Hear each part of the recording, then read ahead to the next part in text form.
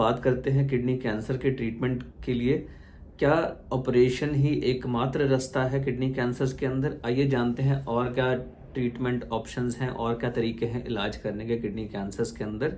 तो kidney cancer की अगर बात करते हैं तो इसकी कई 4 स्टेजेस होती हैं। डिपेंड करता है साइज कितना है, 4 सेंटीमीटर से छोटा है कि उससे बड़ा है, क्या वो किडनी के अंदर ही सीमित है, दूसरे अंगों के अंदर गया हुआ है। इसके लिए मैंने एक अलग वीडियो बनाया हुआ है। तो उसके अंदर 1 से 4 तक की स्टेज रहती है। तो जो कैंसर्स छोटे हैं, फर्स्ट स्टेज के अंदर हैं और 4 सेंटीमीटर से कम है, उसके अंदर सर्जरी ही मेन ट्रीटमेंट ऑप्शन रहता है। लेकिन कुछ लोग ऐसे हैं जिन लोगों को सर्जरी नहीं करवानी है, नहीं करवाना चाहते हैं, या फिर वो सर्जरी के लिए फिट नहीं है, उनको हम क्या ऑप्शंस दे सकते हैं? तो उसके अंदर एक दूसरा मेथड है रेडियो फ्रिक्वेंसी अब्लेशन। मान लीजिए किसी की एक ही किडनी है और उसके अंदर कैंसर हो गया है, या फिर एक ही किडनी के अंदर एक से ज़्यादा ट्यूमर हैं अलग अलग जगह, या फिर दोनों किडनीज के अंदर कैंसर हो गए हैं। तो उसके अंदर खतरा रहता है कि किडनी अगर हम निकाल देंगे, जैसे एक ही किडनी है तो उसके अंदर अगर हम आधी किडनी भी निकाल दें तो वो आधी बची हुई किडनी शायद हो सकता है उतना काम ना करे और जो पेशेंट है उसको डायलिसिस पे रहना पड़े परमानेंटली।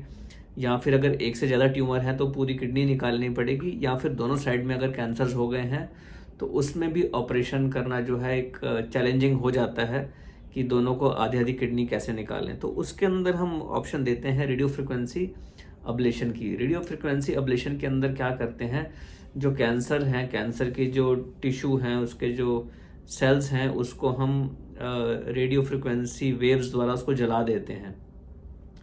तो उसके अंदर क्या करते हैं कि लेप्रोस्कोपी या फिर सीटी स्कैन गाइडेंस के अंदर एक सुई जो है, ये अंडर एनेस्थीसिया होता है, तो उस सुई जो है किडनी के ट्यूमर के अंदर, उसके अंदर छेद करके उसके अंदर डाल देते हैं, चुभो देते हैं ट्यूमर के अंदर।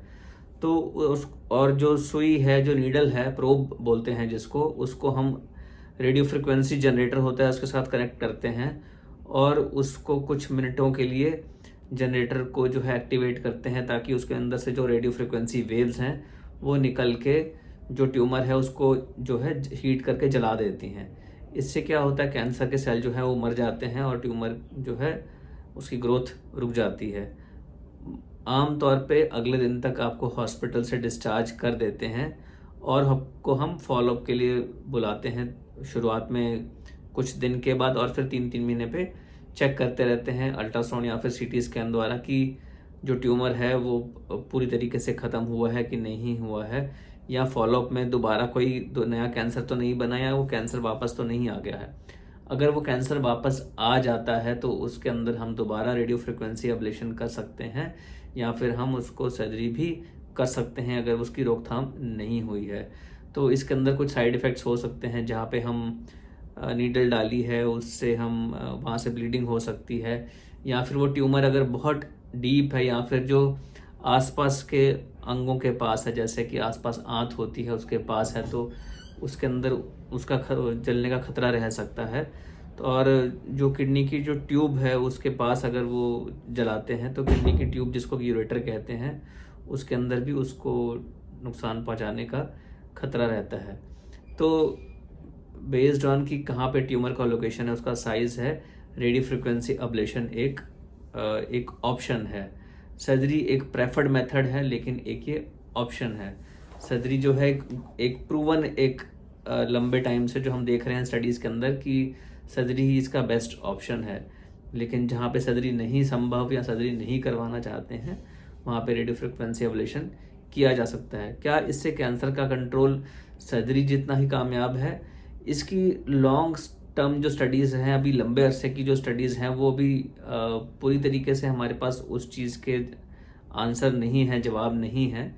लेकिन अभी तक कुछ सालों के अंदर जो भी जो स्टडीज़ की गई हैं उसके अंदर ऐसा माना गया है कि शायद जो है, जो कैंसर के कंट्रोल के जो रिजल्ट्स हैं और रिकरेंस दोबारा वापस आने के चांसेस हैं, वो लगभग ऑपरेशन जितने ही हैं। लेकिन जितना लंबे समय से सर्जरी का जो ट्रीटमेंट जितने सालों से अवेलेबल है, उतने लंबे समय से रेडियो फ्रिक्वेंसी अवेलेबल नहीं है। तो दोनों का कंपैरिजन अभी पूरी तरीके से नहीं हुआ है, तो लेकिन आप ये ऑप्शन डिस्कस कर सकते हैं अपने यूरोलॉजिस्ट से। और बेस्ट तरीका यही होता है कैंसर्स को जल्दी पकड़ने का कि सिम्टम्स आने से पहले ही अगर हम उसको पकड़ लें, और वो तभी संभव है जब हम अपना साल में एक बार एनुअल हेल्थ चेकअप करते रहें, अल्ट्रासाउंड करवाते रहें, या कोई भी ऐसे सिम्टम्स हैं जैसे कि पेशाब में खून आना या फिर पेट में दर्द हो रहा है, कोई बुखार लंबे समय से चलता जा रहा है, या फिर किसी पेट में कोई गांठ महसूस कर रहे हैं, तो ये सब लक्षण हैं कि कोई पेट के अंदर गांठ हो सकती है, किडनी का ट्यूमर हो सकता है। तो इन सब लक्षणों को इग्नोर ना करें, नज़रअंदाज ना करें और तुरंत अपने यूरोलॉजिस्ट से मिलें। मैं doctor Aman Gupta, urologist, andrologist, robotic surgeon and kidney transplant surgeon, नई दिल्ली और गुड़गांव।